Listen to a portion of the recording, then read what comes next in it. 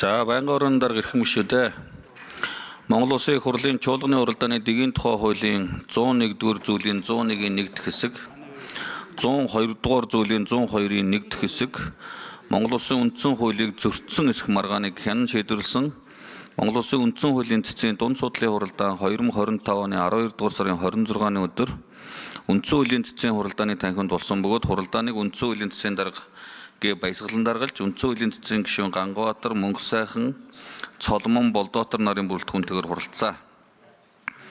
Үндсэн хуулийн цэцгийн дунд судлалын хуралдаанд мэдээлэл гаргагч Иргэн Д. Отгонбаяр эс номын баясгаланаар оролцсон. Улсын их хурлын итгэмжлэн төлөөлөгчөөр улсын их хурлын гишүүн миний бие оролцоо.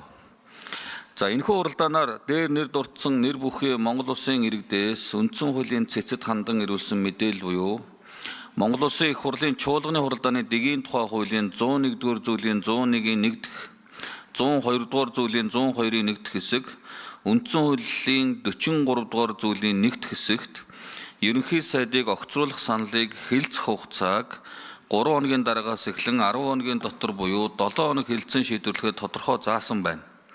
Харин Монгол Улсын их хурлын чуулганы хуралдааны дэгийн тухай хуулийн 101-р зүйлийн 101-ийн 1-р хэсэгт 7 хоногийн дараа хэлэлцэж эхлэн саналыг тавьснаас хойш 10 хоногийн дотор буюу 3 хоногийн дотор шийдвэрлэхээр заасан нь улсын хурлын тус асуудлыг хэлцэх хугацааг 4 хоногоор багасгасан байна.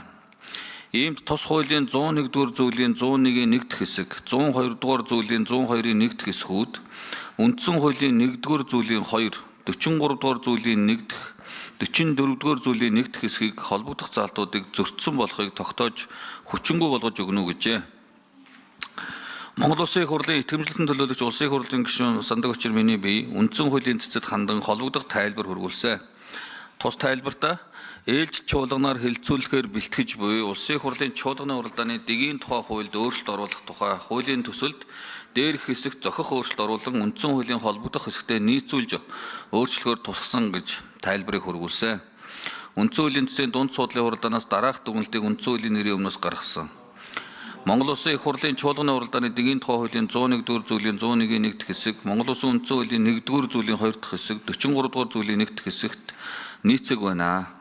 Монгол Улсын их хурлын чуулганы уралдааны дэгийн тухай хуулийн 102-р зүйлийн 102-ийн 1-р хэсэг, Монгол Улсын үндсэн хуулийн 1-р зүйлийн 2-р хэсэг, 44-р зүйлийн 1-р хэсэгтээ бас нийцэг байна. Энэхүү дүгнэлтийг үндсэн хуулийн цэцэд маргаан хян шийдвэрлэх ажиллагааны тухай хуулийн 36-р зүйлийн 2-р хэсэг заасны дагуу хэлэлцэж хариу хөрвүүлэхийг улсын их хурлд уламжилсан.